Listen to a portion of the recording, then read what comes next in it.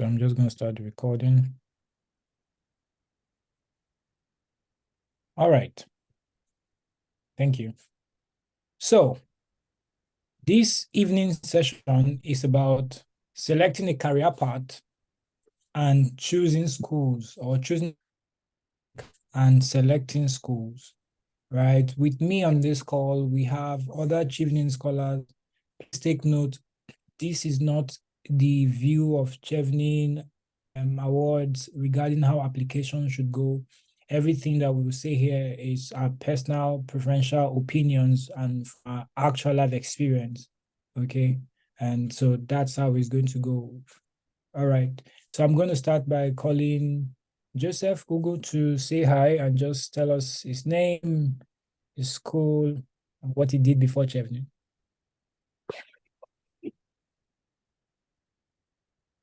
Hi, Joseph. If Joseph cannot hear Can me. you guys hear me? Okay, great. Yes, we can hear you now.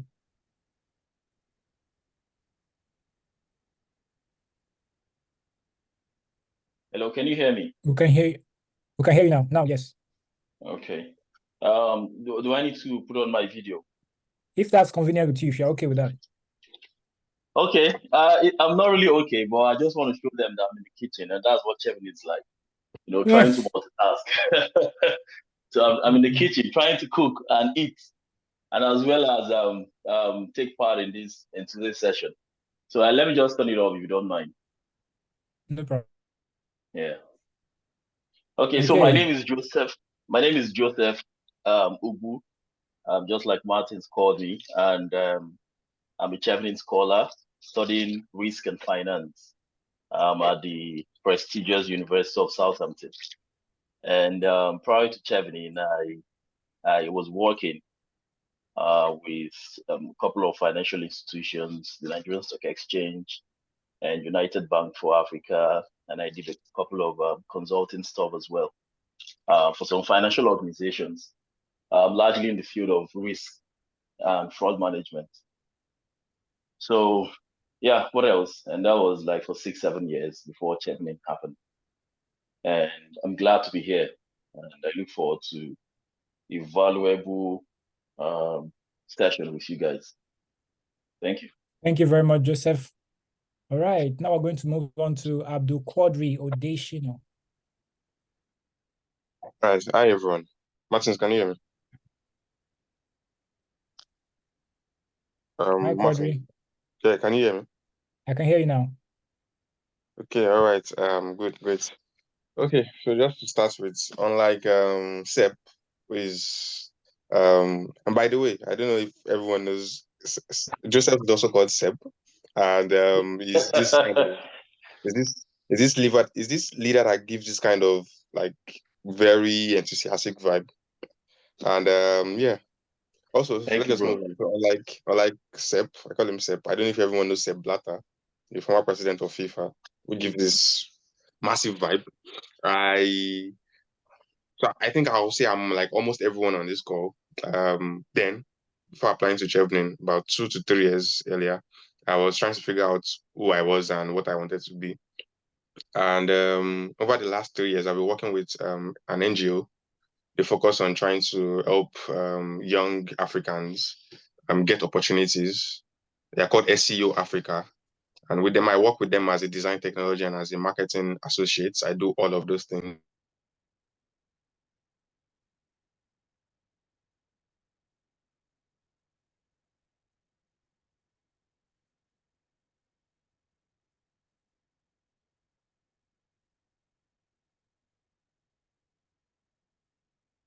Anyone here, Quadri, or is it just me?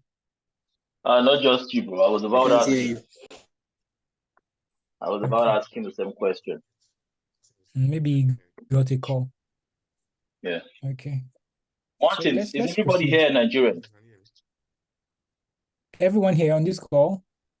Yeah, everyone on this call, both the applicants, prospective Cheveners and Cheveners. Yeah, I think okay, let's hear. If you're Nigerian, type in the chat box that you're Nigerian now. And the applicants, let us know. Yeah. Let us know. Those of you who are from Nigeria. Abdul, we can't hear you anymore. I don't know if you'd want to maybe exit and come back. Can you hear me now? Okay. Yeah, we can hear you now. Better, way much better. Okay, all right.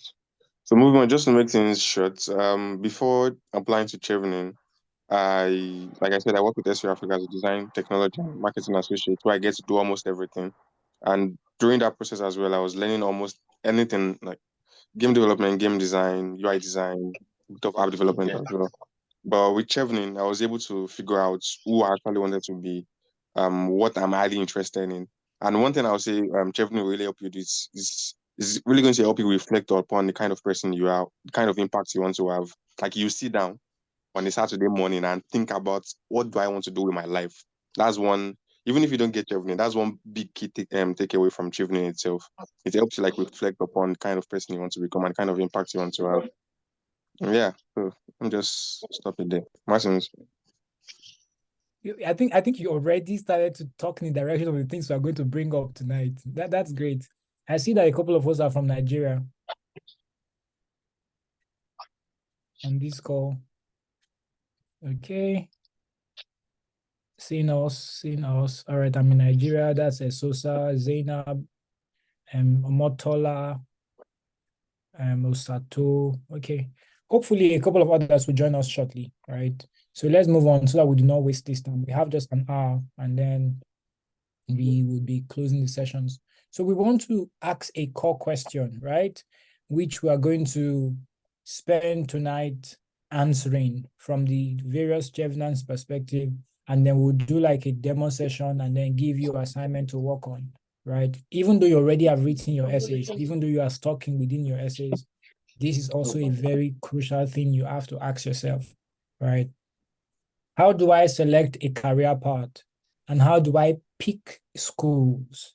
How do I select a career path? And how do I pick schools?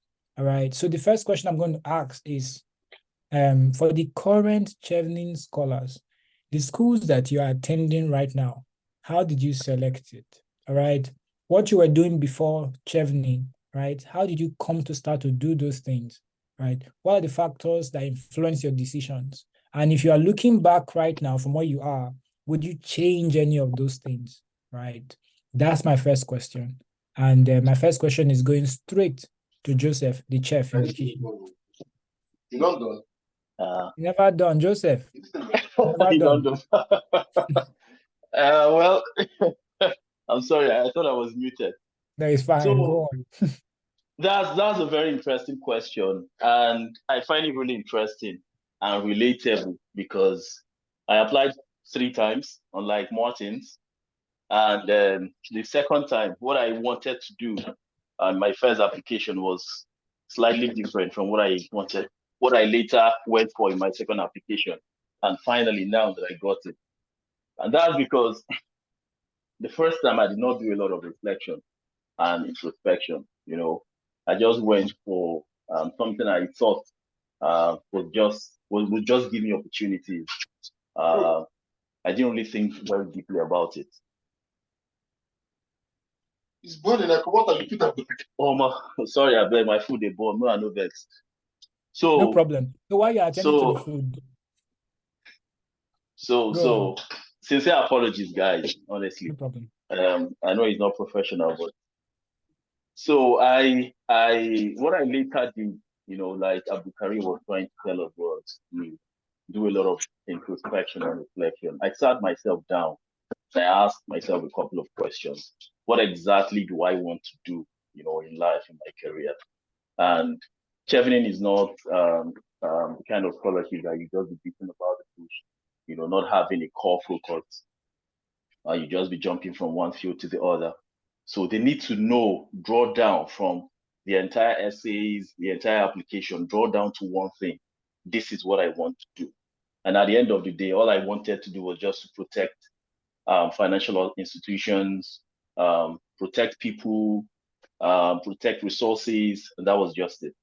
So, but this as well is a bit too big and too ambiguous because there are many ways you could do this. Going into the police force is also one of the ways you want to protect even if I so-called financial institutions. Going into EFCC is one of the ways, but why and what's the pathway towards actualizing this very big goal? And I decided that I was going to link it somehow to what I've been doing. Not exactly what I've been doing. What I was doing largely as at my second application was fraud management. It was when I left Nigerian Stock Exchange that I now went core into risk management. And I thought, wise that okay, let me know how it's going to be in risk management. But when I was in fraud management, I searched for a couple of schools, universities. I told myself that I would always want to go to a Russell University, you know, just the way we have the Ivy Leagues in the United States. So we have Russell groups in the United Kingdom. And that was one of the things I wanted to do. And I knew that if I did my research really well, I'll be able to find a university that speaks to me, that would offer me what I was expecting, probably above what I was expecting, in the Russell groups. So, and that's what I did. So I now decided I was going to go into risk management. I started doing my research. I had about 10 schools that I liked, and by the virtue of their prestige, Manchester United is one of them. I say Manchester United, sorry, University of Manchester, one of them, and that's No comments, no comments. I'm not seeing anything. Go on. uh, so, and that's because of I wanted to be close to Old Trafford. I really love that school so much, although that's not where I am now. Then I also like and love London School of Economics. Like I had a couple of schools. Then I decided to be realistic with myself. I studied biochemistry, and of course, I've done a couple of professional certifications. But some of those schools were demanding a background in finance or economics, and I didn't have any of those things. And I tried to apply, and not have them in Chevening and know what it was like. So Manchester United came back, University of Manchester came back, and they told me how my undergraduate did not fit, and that I needed to take GRE or GMAT, but I didn't have enough time. So I went. The other school on my list was Southampton. I think it was the third school on my list, and to answer some of the questions, part of the questions, I did thorough research about Southampton. I had to send emails to some of their lecturers, asking them about some of the modules that I saw on the catalog. What exactly some of these modules are like. With Southampton. I also noticed that risk management or risk and finance in Southampton is not exactly the same thing in University of Glasgow, which was one of the schools that I chose. It's also not exactly the same thing with University of Dundee. So some of them were heavy, like risk and finance that I'm doing currently is actually heavy on behavioral finance and on financial modeling and on credit and insurance risk. The guys in Glasgow, they were heavy on financial regulation, risk from the aspect of financial regulation. Same thing with the guys in Dundee. So what I'm trying to say largely is I did my thorough research and I decided I was going to go for University of Southampton. And I applied, and I got the admission way even before the interview stage. During my application, I did not because I had applied the previous years, University of Aberdeen, University of Reading, and University of Dundee. And I had admission offers in those three schools. So when I was applying this one that I later got, I just told Chevening that I already have admission in these schools, except my first choice, which was University of Southampton. So that's just it as an overview, but I'll still answer some of the key and specific questions. But in summary, yeah, the quality of the course, the modules that they were offering, the kind of faculty, the lecturers that I was going to meet at Southampton, they were some of the things that really influenced my decision. But that wasn't my first choice. My first choice was University of Manchester, which I ended up not getting admission in. So I think that's just it. Thank you. Thank you very much. Thank you very much, Sir Joseph. Right. Now I'm going to ask everyone on the call if you have been following what was asked, just comment in the chat box or unmute your mic and let us know so that we are sure that you are following. Then we proceed.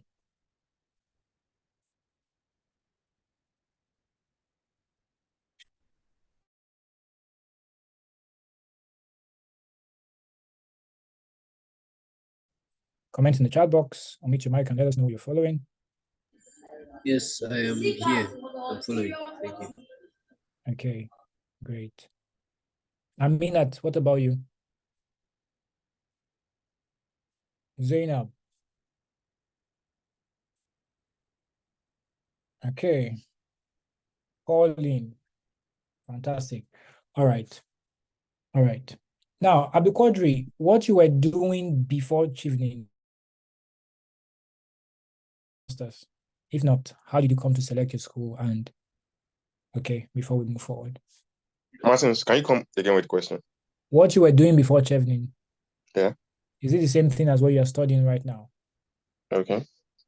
And if not, or if it is, how did you select your school and how did you come to that decision? Okay, so for me, because I'm someone that's, like I said, I tend to learn a lot of things. Um, I tend to learn a lot of things. So I try to find a connection between what I was doing in terms of even work, because at work I do design, tech, and marketing. And then on the side, I was also learning UI design and game design as well as game development. And my course of study, so take a deep breath, it's a bit lengthy. It's a behavioral decision science.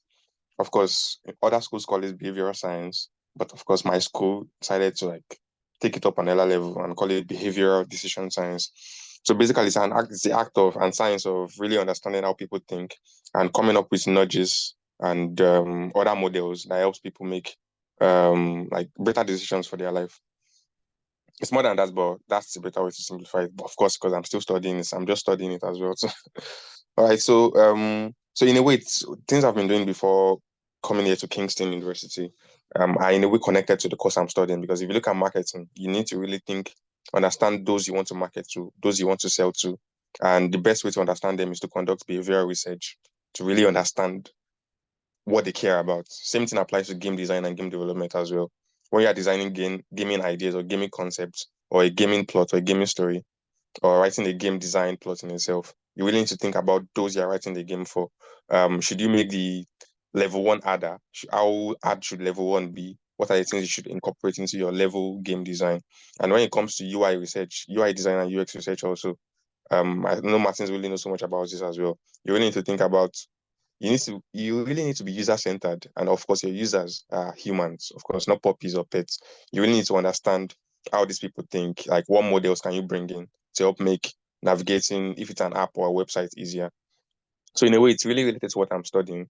And then what really led me to figure out behavioral decision science was after completing my bachelor's degree in economics, I went to the University of Lagos, studied economics, did a bit of models, of course, in Nigeria, we don't call them models. Did a bit of course in microeconomics to understand user, they call it consumer behavior. I don't know, everyone that did microeconomics should know that. Did consumer behavior to understand what are the factors that really determines consumers' decision to want to buy certain products.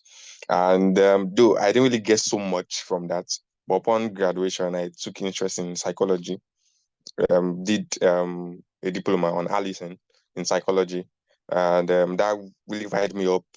I really wanted me to just go for that to really understand, okay, how does psychology lead? How does it connect to making humans making decisions? And I discovered behavioral sciences, and I started listening to podcasts and reading books, and all of this put together, my study of economics, my interest in psychology, and taking a diploma course, as well as me listening to podcasts and listening to fun podcasts, because those podcasts didn't make behavioral science sound so boring. The combination of all those three things really riled me up and just made me be like, okay, you know what? I'm studying behavioral science. So for the schools, of course, the first thing I did regarding schools I selected, and fun fact, the school I'm currently studying at was not one of my top three schools. That's another story, but I'll come to that briefly. So I just checked up on just searched on Google behavioral science masters in the in the United Kingdom, and a couple of schools popped out. Of course, London School of Economics was my first choice. Actually, and also University of Stirling in Scotland was my second choice, and Durham University also here in London was my third choice. But in a way, so when I went through their models, I wasn't really so excited because they were more research focused. And given someone like me that didn't really come from a psychology background, I needed something that would really help me understand, like teach me. Yeah. So I needed a thoughts program that combined a program that combines both thoughts, teaching kind of models and research kind of models. And I wasn't so excited about applying to them, but of course I applied. And God willingly, they were all asking for IELTS. And I was like, wait, I've not gotten this Chevening scholarship. If I can't pay for IELTS, if I don't get Chevening scholarship, 90K has already gone already. So I checked out other schools, and one of them was Kingston University. And luckily for me, Kingston University was, um, of course, out of other academic English tests they were requiring. WAEC was one of them, and of course, my WAEC was really good, and I used my WAEC. And then, while still checking out Kingston, I saw that they were really student centered. So other schools don't really reach out to you so much. Once you applied, you just have to wait till you get get your decision. But for Kingston, they were really in constant communication with me. I was like, oh, so if these guys are really communicating with me, it really means they care so much about me. And of course, everyone loves someone that cares about them. And that was my number one reason for just going on with Kingston. Just swapping the schools. I swapped one of the schools with Kingston. And then another reason was so Kingston has this wide range of accessible accommodation. Like they have different halls around different areas in Kingston upon Thames itself. So it's really made me so excited about applying to the school. So I was like, if I eventually get Chevening scholarship and I get accepted into Kingston, I can just easily apply to one of the school accommodations and just get in. So that was my second reason for really choosing Kingston. And my third reason was, of course, we know how when you accumulate your cost of commuting like transportation across London, by the end of the month, you know how like high it can be. And one cool thing about Kingston was that they offered free buses like from Monday to Fridays. So ever since I got here, I didn't have to like pay a dime. So because of course I studied economics, all these all these things came to my head immediately. I needed to like really consider cost, even if I was getting sponsored. I needed to save as much as I can. So all these three things combined, I said user-centeredness, student-centeredness, accessible accommodation, ease of communication, as well as their constant communication with me, really made me put them as my first choice. So yeah, I'll say those were the reasons why I selected Kingston. But plus, of course, they were offering the course I wanted, and it was both thoughts and research based, both combined. So yeah, that's it. Thank you very much. So what I'm going to do now is ask the audience, have you heard the reasons stated by Joseph and stated by Quadri that led their decision of choice or course and of course the school? So can you highlight what are those reasons that they stated? Do you know personally that, okay, this is what Joseph said, this is what Quadri said, are the factors that influence their choice of schools? You would hear him say the three schools he selected are not part of the program or the schools that eventually decided to go with right now based on what he just said, right? Now you need to start highlighting all of these reasons. So I want someone or everybody here who is listening so far or who has been listening so far to just state what is the one reason that was stated by the two speakers we have had as to how they chose their choice of school. All right. So we have 2 minutes to do that, and then we'll get into the hands-on session where I share my screen and we'll do some practicals. I'm waiting in the chat box. So share one reason because that you heard. Osato, Esosa, Omotola, Pauline. I know Patty just joined us. Francis just joined us. One reason stated by any of the speakers. You heard Quadri speak, right? Zainab said constant communication from the university. Of course, Omotola, just type in what you think is one of the reasons for choosing a course in the school. I say free bus, that's the one you can remember. Very funny. So SOSA, student friendliness, cost of transportation, amazing. Okay, it's not free bus. No IELTS, very strong thing. You can see that, right? All right. Now, I want to now share my screen, right? Welcome back, Mr. Joseph. It's great to have you back. Bless you, you don't go chop finish. All right. For those of you who will be watching this video, and Joseph was cooking, just in case you are hearing me say, bless you, you don't go chop finish. Okay. Moving on. I want to share my screen and I want to highlight a few things, all right, with choosing a career path and also selecting your schools. As I share my screen, I would move from one screen to another. Just let me know that you can see my screen, okay? If you can see my screen, please comment that you see, or you can unmute your mic and also let me know that you can see my screen. Yeah, I can, and I'm back. Okay, welcome back. All right, since my screen is being seen, first things first, I will compare the Chevening Scholarship and the Commonwealth Scholarship in terms of choosing courses and selecting a career path. Personally, for me, in my undergraduate days, I studied health education, right? When I studied health education, I went on to work with the World Health Organization. From there, I went on to work as an intern epidemiologist. From then, I went on to start working as a human-centered designer and a program manager across several African countries, right? It was that led me into behavioral design for public health and other sectors, right? And even till date, I'm still supporting UNICEF and a couple of other companies to design health programs, interventions in very simple ways. Those of you who are here who know me, you might have an idea of what I do, right? But that's not the focus of the time that we have. The Chevening Scholarship allows you to select any master's course of your choice, provided it is in line with what you want to do ultimately with your life, right? The Chevening Scholarship allows you to select 3 different master's courses. It can be 3 different courses. It can be the same course across different universities. So you can see right here on the screen. These can be 3 different courses at the same institution, or 3 similar courses are up to 320. So it can be one university first choice, second choice, and third choice. That's what the first statement means, right? One university, but 3 different courses. It can also be 3 different universities with similar courses, right? That is what they are saying here.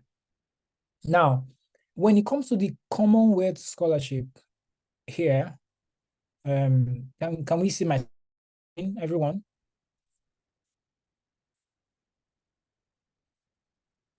Feedback. If you can see my screen, please let me know. Can you see Commonwealth on my screen? Okay, I can't see the chat box, just for the record, so you might need to speak.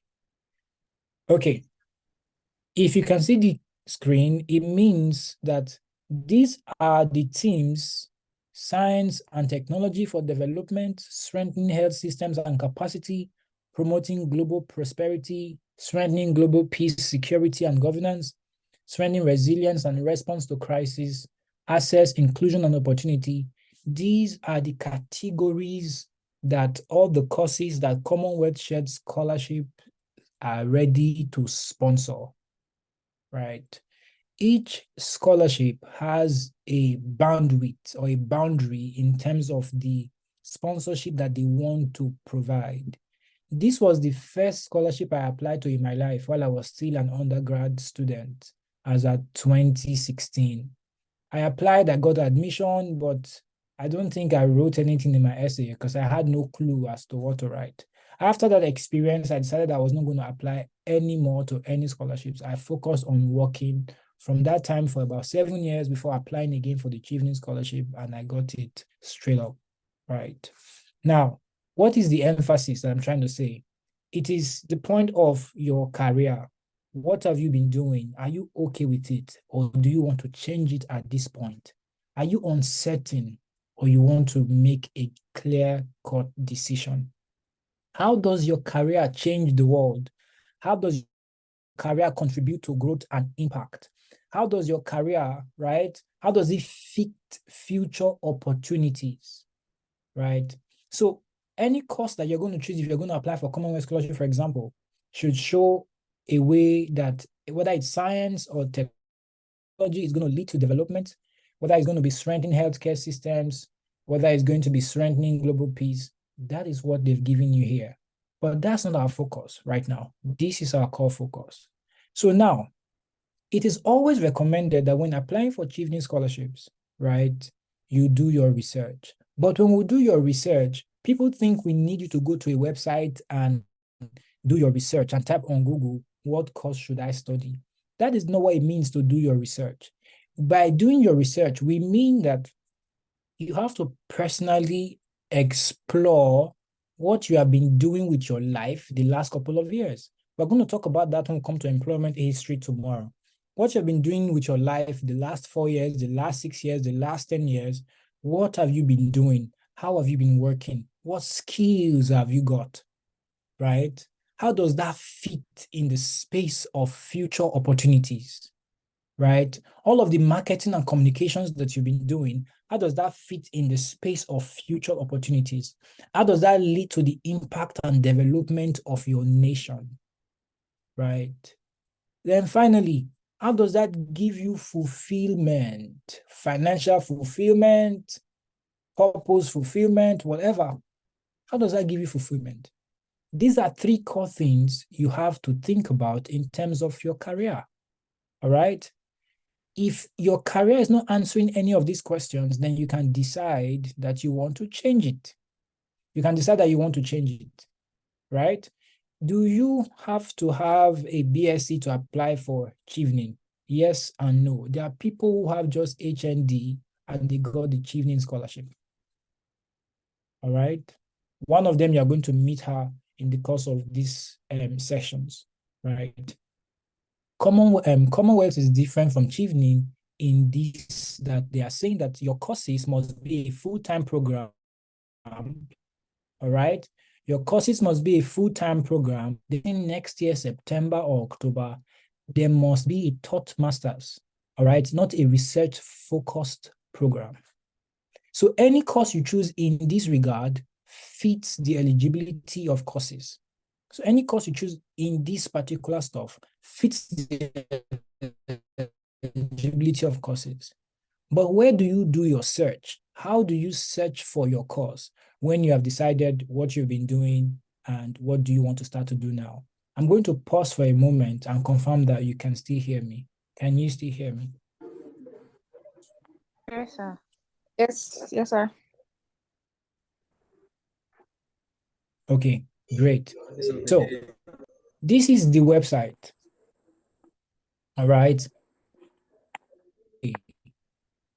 This is most of the results, scorings, the grading, the assessments, and the publications that refer to how universities are assessed in the UK. I'm going to drop a link to this website in the chat box. Your research must start from yourself. Research must start from yourself. Joseph and Quadri are going to give you insights how you're going to do that right now. My own is to show you a template you're going to use and show you all of these things, and then they would do that while I type on the screen and you see it, right? In this particular website, they analyze what universities abroad are really universities that are very research excellent. They follow the ROEF framework. What universities are there? All right, these are the things that you need to come and look for. When you come here, you need to come to look for the results. All right, you need to come to look for the results, the 2020 results, and all of that kind of stuff. You can download this result and go through the spreadsheet, or you can view it directly from here. It depends on you if you're ready to put in the work. So here you will see the school, and then you see where it's ranking. So let's choose any university right now. Let me just choose University of Dundee, for example, right? If I choose University of Dundee, let me see, right? So this is University of Dundee, properly assessed in depth. Guys, please confirm that you can see my screen. Yes, sir.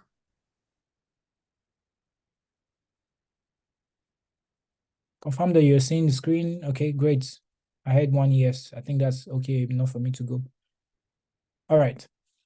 Now, for clinical medicine, this is their rating. It's not so high, right? It's not so high. In terms of impact, it is 25% overall impact. For health profession, around 50%, right? And 17%. For basic different courses, right? For psychology, psychiatry, and neuroscience, this is the ranking of the school. This is how it ranks, right?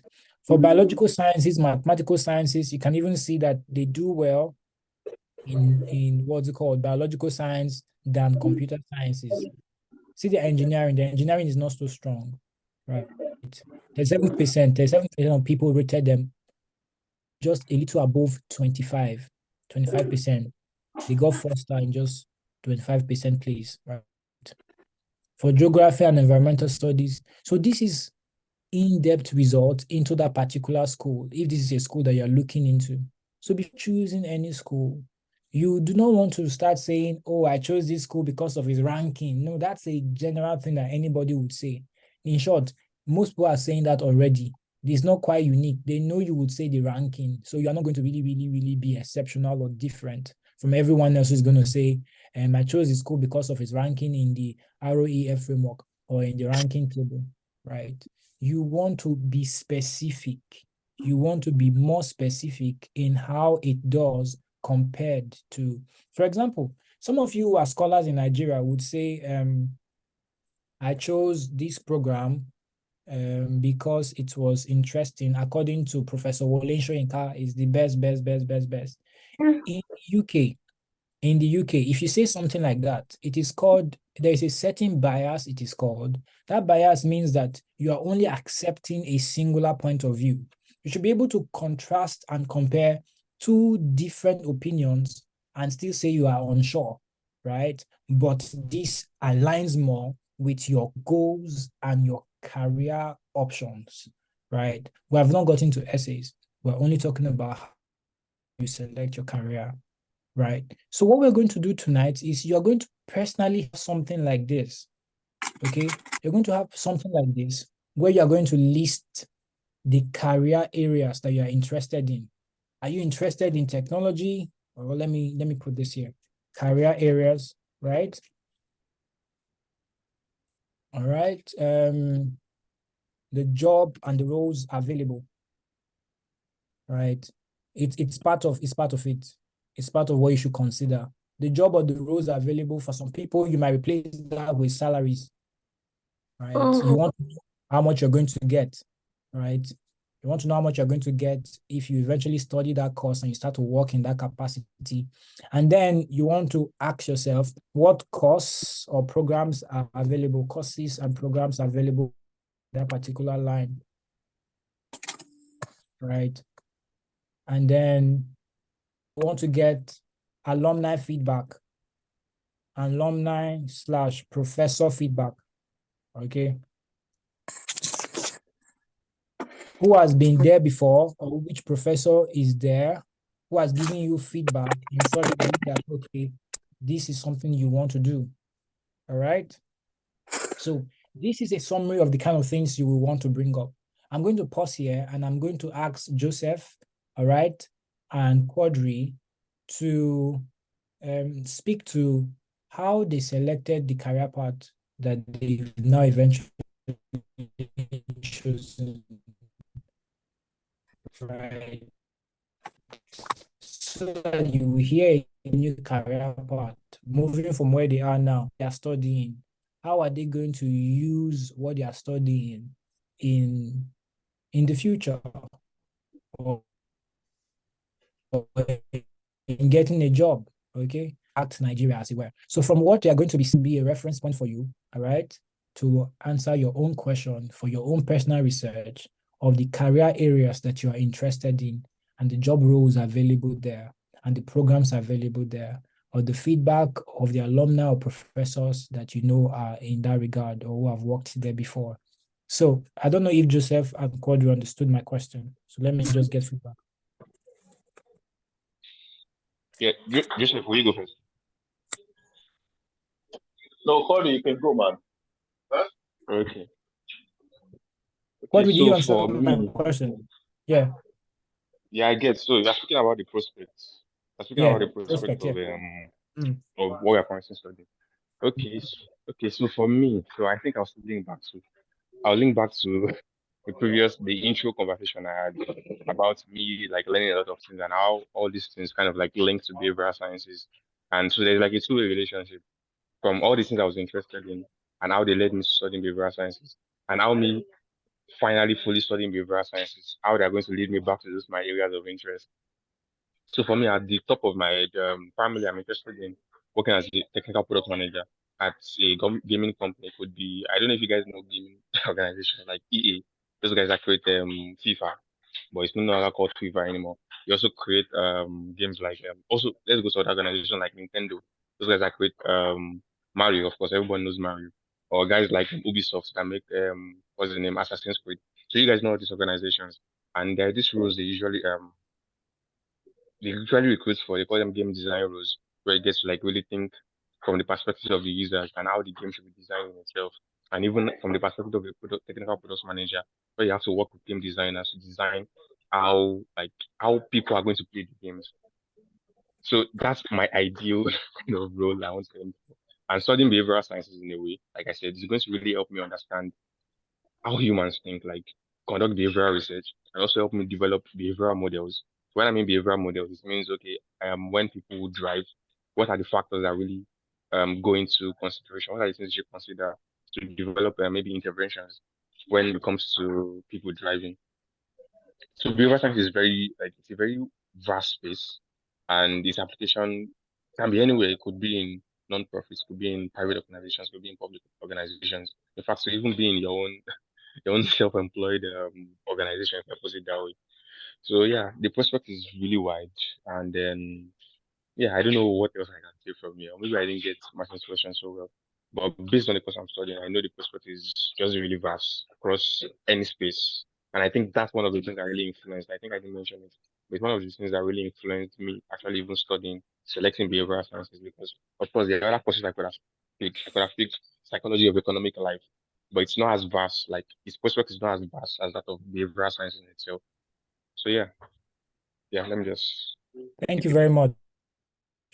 So if you're looking at my screen, guys, you would have seen that I populated a couple of things while Quadri was speaking, right?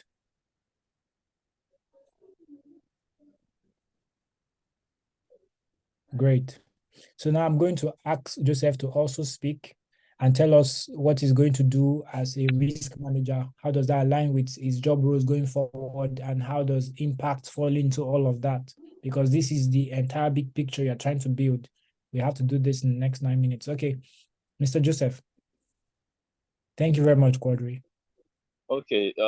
Thank you, Corey.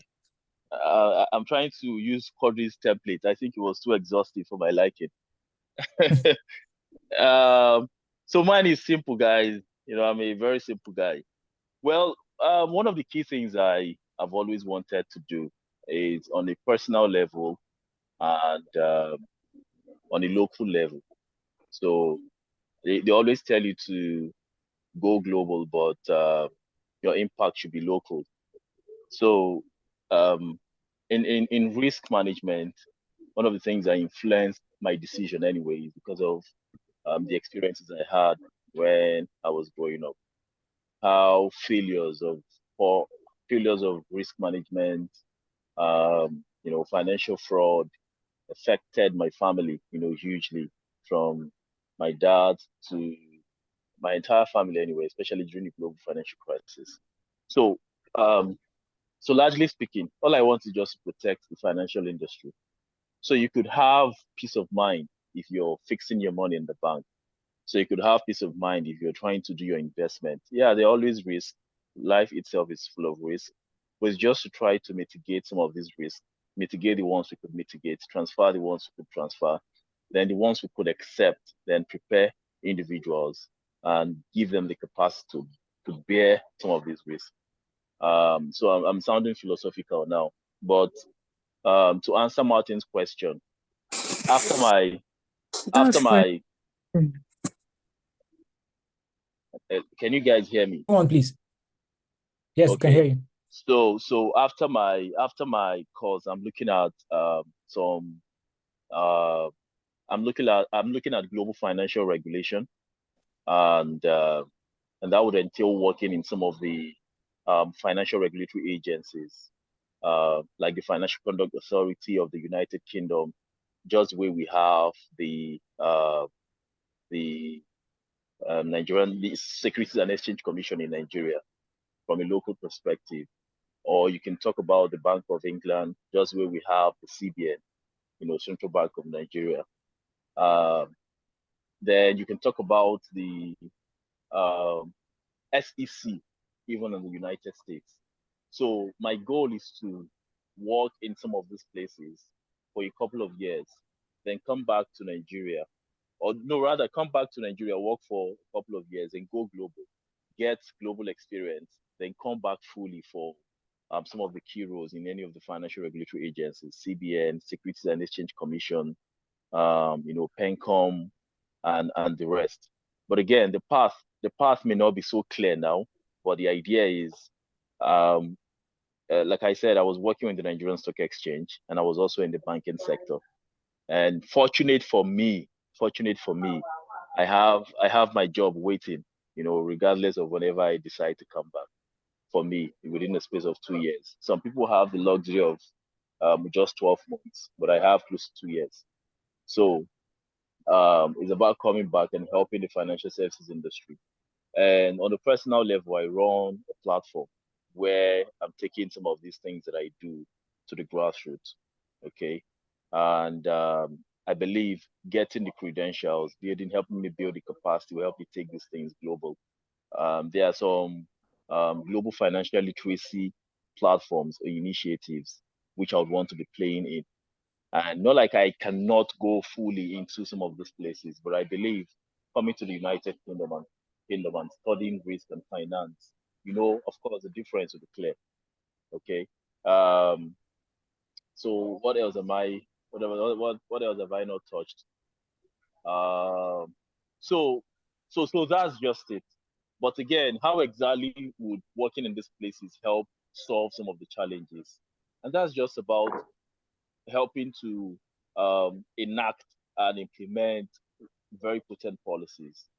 Just to give you an example, in risk and fraud management in Nigeria, if you are a victim of Ponzi scheme and you are fortunate to have your case handled by the EFCC and the Securities and Exchange Commission, and you are lucky enough for them to find out who this perpetrator and this schemer is, and you're also fortunate enough for them to get your funds back. The funny thing is that the Nigerian policy doesn't mandate them to give you back your money. Your money goes back to the federal government. I know many of you don't know about this thing. And the question is why? You're a victim of Ponzi scheme. You're in ruins. Possibly one person in your family might have even died because of the dangers of Ponzi scheme. And now they have your money, but it's not going back to you. You won't be restituted. It's back to the federal government. So why? So on a personal level, I've been trying to help to challenge this policy. But of course, where I was playing wasn't on the CBN, wasn't in the Securities and Exchange Commission. So there was little I could do. But going to gain some of the credentials and finding myself in a leadership position where I would personally want to make and effect some of these changes. Of course, the idea is if someone is a victim of Ponzi scheme and you get if someone is a victim of if someone is a victim of Ponzi scheme and the person is fortunate enough to have the perpetrator, brought to book, then whatever comes out there should be given to the victim. That's what happens in the United States. That's what happens in the United Kingdom. But the case is different in Nigeria. So this is just to cite one example. There are many of them, So I think largely that's just one of the things. Then the second one is on the part of behavior. I realize that most of our problems stem from the fact that we are emotional human beings.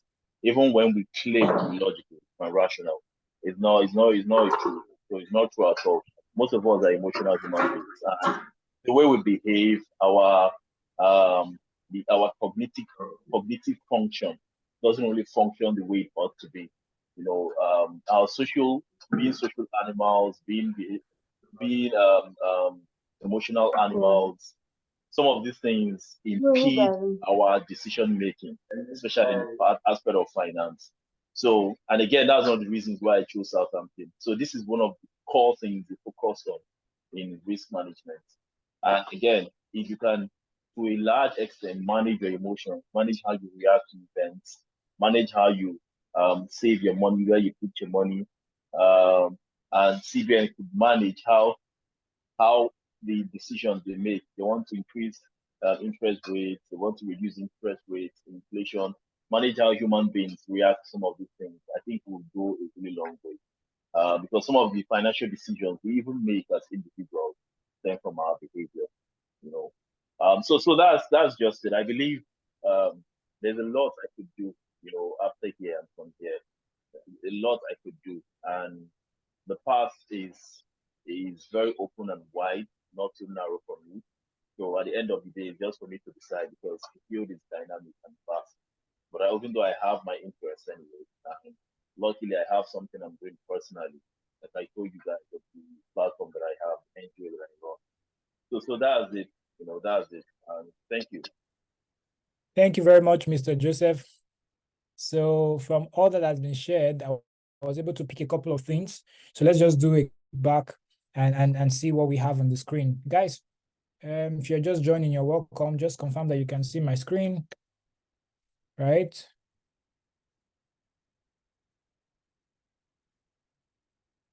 You can confirm that you can see my screen in the chat box, if you can.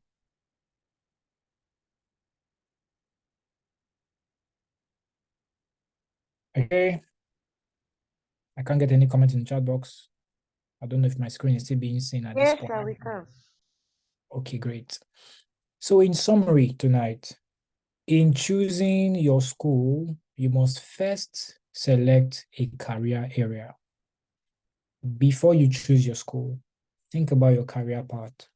That's what we are trying to say to you. Think about a career path, all right? Do personal exploration. Explore what you have done, where you've been, how all of that makes sense. We're going to go more into that tomorrow, how all of that makes sense. For Mr. Quadri, Mr. Quadri has been in tech and in product. He has been working in technical product management for a while. He has been doing UI UX, right? I didn't include that here. So let me just put a slash. He has been doing UI UX, but I was trying to capture as much as I could, right? Right? He has been doing UI UX and is interested in things like game design, product research. And for those things, he found related courses called behavioral science, models for decision making, consumer psychology, as it were. And he went further to do his research, right? He has a personal track record. I didn't capture that there, right? And he also wants to do impact as he continues his career. We didn't capture salaries in any regard because of the short time that we have. And then for Mr. Joseph is interested in financial fraud protection and in banking, right? The roles that he previously had was in NSC, the Nigerian Stock Exchange, right? And he also wants to do local impact, basically grassroots impact that is connected to behavior change, right? And the course he's focusing on right now is financial risk management. And there's also a related course in that regard called policy regulation. And this man is looking at global financial regulation for places like SEC, Bank of England, foreign financial policy in places like PENCOM, for example, right? Are we following everyone? Are you listening? Yes. Audio feedback. Now I need audio feedback. Are we listening? Yes, we are listening. ladies and Yes, gentlemen? we're listening. Fantastic. And then for myself, I've been in public health systems and a couple of other places. I've worked in climate change, I've worked in public health, I've worked in tech insurance. And so in those things, I've done interventions design, program implementation, sometimes disease modeling, impact evaluation, technical analysis for WHO, and now I'm doing behavioral design, right? And then I decided to go for public health for development because everything that I've been doing is focused on how it would allow people create adoption. Basically, what I want to do after my master's, I was already doing before my master's, right? I just wanted to get a master's to make it official, right? I got a lot of alumni and professor feedback, right? I have a personal track record of over 6 years in the field running project on technical design. And also I'm interested in impact locally, right? So these are the things that we thought about when we were selecting our schools. And this is how starting to be different from everyone who says the school is ranking number 7, the school is ranking number 2, the school is ranking whatever. Does that make sense at all? No. Does that make sense, everyone? Yes. Yeah. So Yes. this is how you're going to go about it. So we're going to drop this link in the WhatsApp group for those of you who are on the WhatsApp group so that you can go ahead and look at it. If you have any questions, right? If you have any questions, we're going to take questions for the next 5 minutes and then close this session because the session is supposed to have closed 4 minutes ago. So this is the time for questions. So I'm going to ask questions, everyone. I have a question though. Good evening, everyone. Good evening, Omotola. Okay. Thank you so much for the opportunity, right? And thank you for sharing your experiences. And thanks to the other speakers. So my name is Omotola and I have over 2 years experience in consulting. And also I have a team of people that I manage at a non-governmental organization. That is, I founded an NGO on mental health advocacy. Why? Because I studied education, guidance, and counseling. So I have interest in what's it called in mental health. I have chosen 3 schools that the courses in the 3 schools relates to mental health. And the very first school, which is University of York, I've done my research. They are Chevening partner. They're in partner with Chevening. So I was talking to someone from the page today that the very third essay, well, I was actually very, very stuck on how to go about the very third essay, because when I started writing, I didn't really get the whole scope of the question for the third essay. Excuse me. I didn't get the scope of the question for the third essay. At first I thought that I was supposed to write a what's it called? I was supposed to write 3 for the 3 schools. I was supposed to write about the 3 schools, right? I don't know how, if you can kindly just explain what you feel like the third essay should be about, like the structure of how you think that it should be about. Okay, That's fine. Thank you. That's fine. Thank you. You are going further than tonight's syllabus is supposed to cover, but I will just respond briefly. Thank you. All Thank right. you. Okay, let me ask Quadri to respond to that because in my mind, I'm going to respond to that later. Quadri, please, if you're on the call. Thank you. I'm very grateful. It's Quadri still on this call. Okay, I think he's busy. Joseph, if you're here, if you can help us respond. I don't know if Quadri is still here. Okay, just to be very sure, I don't know about the numbering. She said essay and she spoke about schools. The school Yeah, part she was is talking about not the first. study in the UK essay.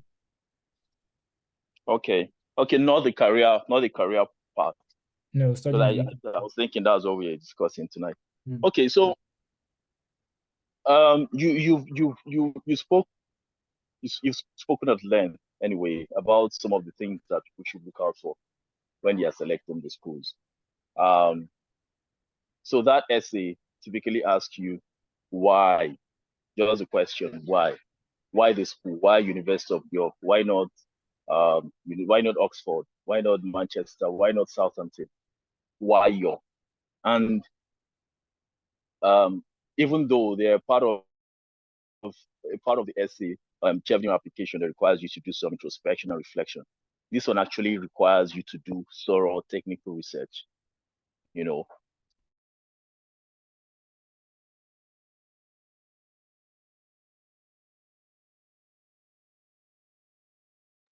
Can we see here, Joseph? Hi, everyone, please confirm. I can't hear him, sir. Okay, thank you. okay. You can, Joseph, we lost you for a moment. What about? Can you hear me? We can hear you now. Okay, you can hear me better now, right? Yes, yes. Okay. So, like I said, this part of essay requires you to do in-depth research. It's the findings from your research that you would use to populate each paragraph of the 3 essays if you're going for 3 schools. Martins was actually showing you guys some things, more like analytics on different metrics that you have to consider if you're making your choice. Is it based on the quality of research, their research output, the quality of their teaching, the quality of their faculty? Are they number one in health? Are they number one in finance? What's the job prospect like? People always say that rankings don't matter. Yeah, I somehow believe, because this thing could be highly subjective, but it depends from the lens via which you're viewing the rankings. So if you're deep diving into your course, like me, I did. I was like in the field of risk management. There's the Institute of Risk Management, just where we have the Global Association of Risk Professionals in US. They have the one they call in Institute of Risk Management in the United Kingdom, and it's a very, very prestigious and globally respected body for risk professionals. I was like, how many schools have strong partnership with this institution or with this body? How many professors, have affiliations with these institutions? How many of their students even have, I was looking at some of these things. And if you go to the website of Institute of Risk Management, you would see they themselves listing a couple of schools that they usually partner with. Then under risk, you would see the ranking. Then based on professors, you go to check some of the research that they've done. What's their work like? I saw a couple of them doing research in operational risk, financial risk, behavioral finance, uncertainty management. So I'm just trying to tell you what influenced my decision and what I wrote in my essay. Now, away from the academic aspect, you could talk about the lifestyle, the environment. Southampton is known for Southampton is known for the Titanic. It's a water area. It's a very calm area. There are many green environments. I like nature. I love nature. So you could go away from the technical aspect and academic aspect and talk about other things that make you like Southampton or make you like your school, University of York.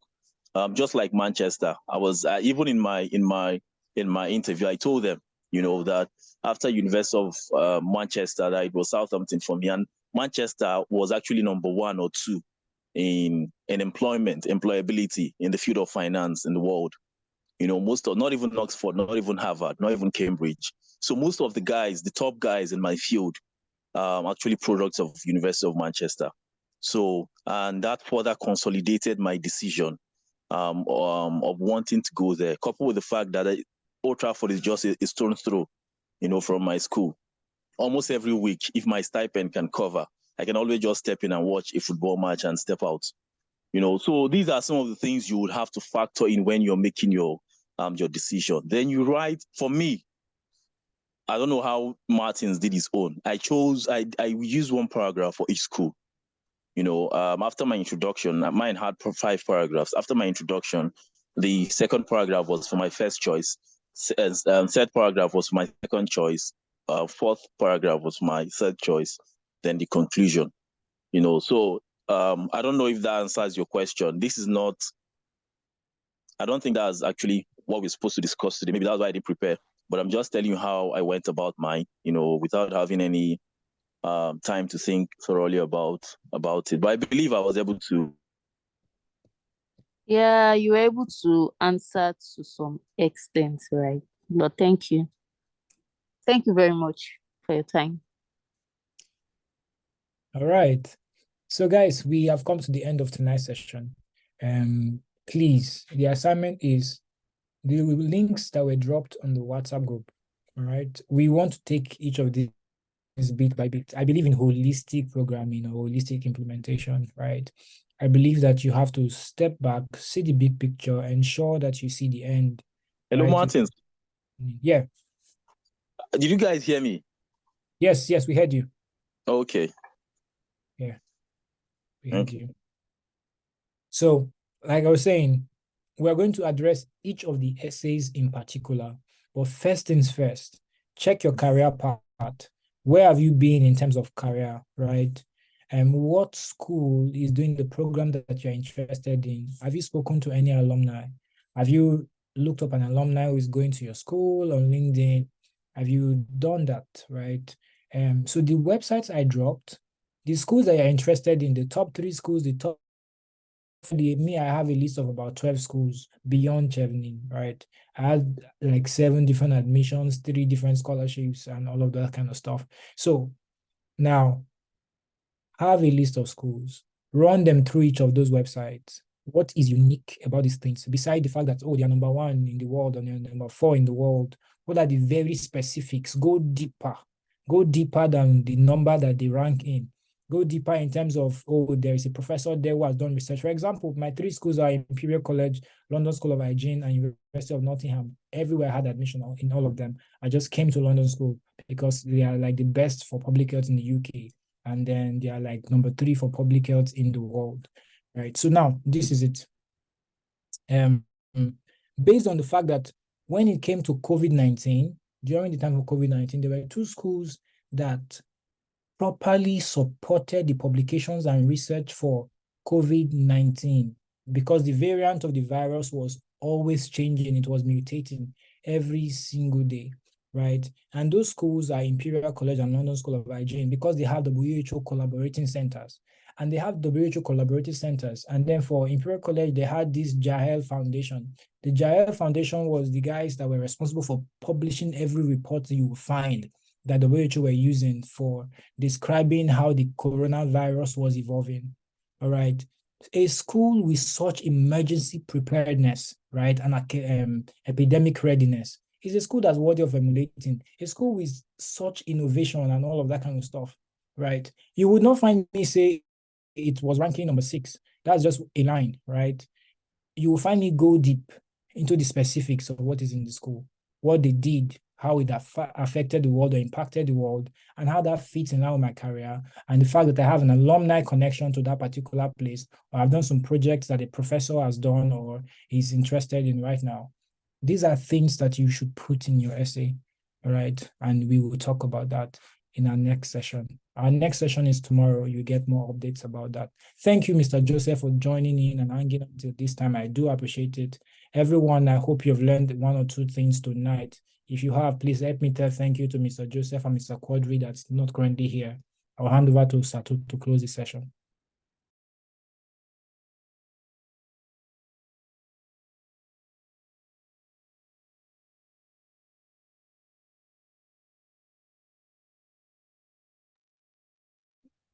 Okay, thank you so much, Mr. Martins. Thank you, Mr. Joseph. Thank you, Mr. Quadri. Thank you so much for your time. I believe that every one of us here, we've actually learned a lot, and the link to the spreadsheet Mr. Martins created has been dropped on the group chat, so you can just create yours and populate it with relevant details that we needed. So tomorrow we'll be having the next session by the same time, 7:30, still on Zoom. So the link for that will also be shared. But before the meeting tomorrow, just try to do your own, or try to work on your own spreadsheets, and believe that tomorrow's session will be more eye-opening, and we can just kick off from there. And thank you so much once again to the scholars in our midst. Thank you for taking our time to help us out with this process. It's not an easy one, but thank you so much. We really appreciate it. So I think it's time we bring this meeting to a close. Thank you, everyone.